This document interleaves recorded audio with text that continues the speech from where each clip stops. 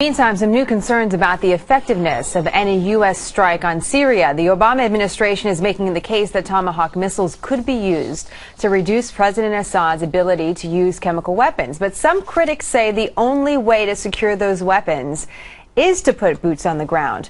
Our national security correspondent Jennifer Griffin is live from the Pentagon and has more for us now. So, Jennifer, how does a limited strike prevent Assad from using chemical weapons again? What would be the goal? Well, it's really not clear, Jenna.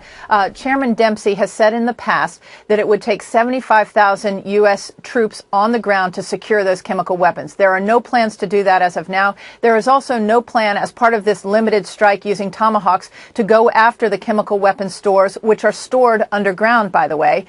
Here's Defense Secretary Chuck Hagel yesterday on the Hill.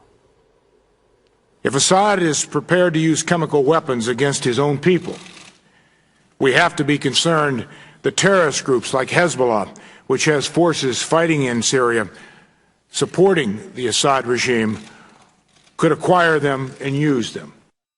Nonetheless, former Defense Secretary Robert Gates weighed in with this rare public statement, quote, "Failure by Congress to approve the request would, in my view, have profoundly negative and dangerous consequences for the United States, not just in the Middle East, but around the world, both now and in the future."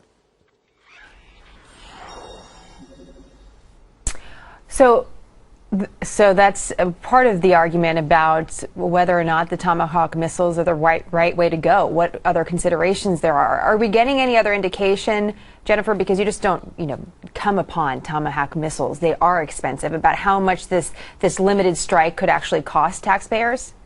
Well, it's been very interesting, Jenna, to hear the debate on the Hill. Yesterday, Defense Secretary Chuck Hagel put a price on this limited mission. Who's going to pay for this?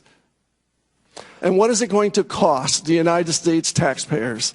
It would be in the tens of millions of dollars, that kind of range. But what is interesting, Jenna, is that the cost of the U.S. Navy being out there waiting for weeks on end, that has costs attached to it. It is not clear at this point, and we heard for the first time today from a member of the Joint Chiefs saying that the Pentagon may have to go back to Capitol Hill for a supplemental, suggesting that this would be much more than tens of millions of dollars for this limited operation. Here's Admiral Jonathan Greenert, the CNO.